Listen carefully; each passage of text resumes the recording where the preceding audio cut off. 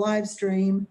The board is streaming its proceedings live to ensure that the requirements of Tennessee's Open Meetings Act are met. To minimize background noise, please mute your microphones when not speaking. So, Mr. Secretary, I will ask for a roll call of attendance, please, for the Executive Committee. Trustee Jones. I'm here. Can you simultaneously hear and speak to the committee members? Yes, I can. Please identify any persons present in the location from which you're calling. The fact is that's going to be hard to do. I'm in a lobby. We'll note that, but you're not with anybody personally besides you. No, and I'm wearing headphones so no one can hear me. Gotcha. And I think no one can hear me. Please confirm that you received the committee materials in advance of the meeting. Yes, I did. Trustee Van Hooser. I'm here. Can you simultaneously hear and speak to the committee members? I can. Please identify any persons present in the location from which you're calling. No one. And confirm that you received the committee materials in advance of the meeting. I did. Trustee Harper. Present. And you are present in the room. I am. You have a quorum, Madam Chairman. You have a quorum, but a quorum of members is not physically present. In order to proceed with action items, the committee must make a determination of necessity for proceeding without a quorum physically present.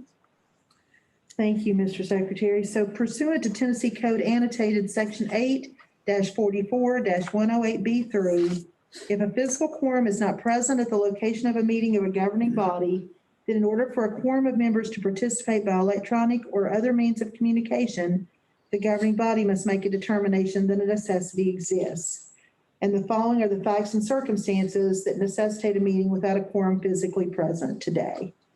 The board is required to consider the important and time-sensitive matter of appointing a new general counsel.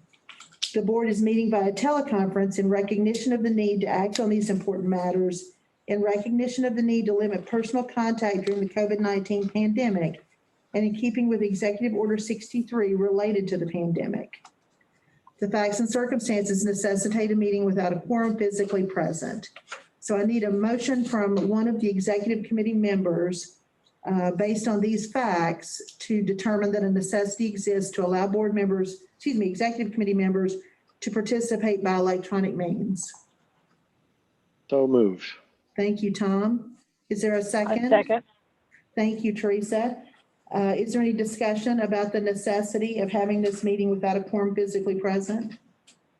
Hearing none, we'll take a roll call vote, Mr. Secretary. Trustee Jones.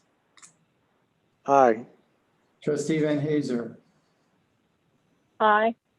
Trustee Harper. Aye. Unanimous vote, Madam Chairman. Thank you. That motion carries. The next item on our agenda is approval of our minutes. I'm sorry, my computer is coming up slow. If you'll give me 1 minute to get to my minute. There we go. All right. Next item on the agenda is the approval of the minutes from our September 29th, 2020 Executive Committee meeting. I assume that the members of the Executive Committee have had a chance to review these. I'd entertain a motion to approve. So moved. Thank you, Ms. Van Hooser. Second. Thank you, Mr. Jones. Is there any discussion about the minutes? Hearing none, we'll have a roll call vote. Trustee Jones. Trustee Jones. Aye. Trustee Aye. Van Hooser. Aye. Trustee Harper. Aye. Unanimous vote, Madam Chairman. Then the motion carries and those minutes are approved. And now our important order of business, and it's an important one and an exciting one. The president is requesting the Executive Committee to approve the appointment of Mr. Troy Purdue to the position of General Counsel.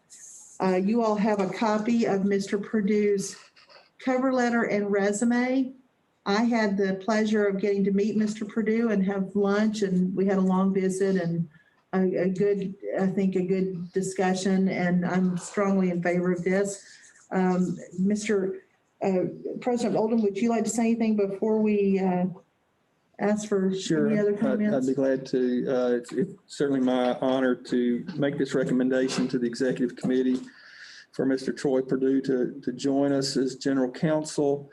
Just to remind everyone, this is following the retirement of Kay Carpenter as general counsel. And as you will recall, Kay served not only as general counsel for the university and the board of trustees, but also as board secretary, I'm sorry. And, you know, in the changeover, we made the decision to shift the board secretary duties to Mr. Lee Ray, who will continue on as board secretary. So Troy will be joining us in the capacity of general counsel. So we'll serve the university in that capacity, but also the board of trustees as general legal counsel for all matters relevant to the board as well. So you've seen his resume. Troy comes with a lot of experience, 20 years of experience as a lawyer, half of that in private practice, and most notably the last 10 years in higher education law, mostly in the state of Tennessee. So he has extensive experience in Tennessee and higher education circles within Tennessee, which I think will make him very valuable to all of us. So it's my pleasure to make that recommendation. Terrific. Mr. Perdue, would you like to say anything to the executive committee before we entertain questions from the executive committee? Sure. I'd like to say first, thanks for considering me. I'm excited. I even visited with my wife this past weekend and just, you know, got myself a tech mask so I can be ready. That's terrific. Thank you. Are there any questions from the executive committee members, Teresa or Tom? Sorry. And then are there any questions? I have Thomas Lynn and Johnny Stites are both here in the room with us. And I know Rose is on the phone. Barry is listening in, I understand, Barry Wilmore, but will be joining us in a full capacity at 2:00, but I don't think he had the capability to join in the conversation for this part. But does anyone have any questions they'd like to ask or comments to make to Mr. Perdue? Can you hear me? Yes, now we can, Tom. Sure. Sorry, I'm coming and going. I had a question, not so much for Troy, but more of a procedural question. During our board member meetings and committee meetings, it's often really useful to have the general counsel present as well. And Kay, as secretary, was there for both purposes. Will Troy be participating in all the board meetings and committee meetings? Yes. Or at least present? Yeah, he will be available. Absolutely. Hopefully you could hear all that. And that's Bill and Lee are both nodding their heads and saying yes, and I'm doing that as well. So I assume everybody would agree with that. Thank you. That sounds great. Well, and I'll just say I had the opportunity to spend time with Troy, as I said, and I really enjoyed it. He's had a challenging career with a lot of interesting things happening, but he did have, of course, his experience with the LGI here in Tennessee gives him some great experience for us. But I think that most importantly, I think he understands this is going to be a hard job, and being our only lawyer, this is a bigger job than it is at a number of universities. And so I'll just kind of say he told me he understands that. I hope he really does. I think he does. Bill says you do, Troy. Is that right? Okay.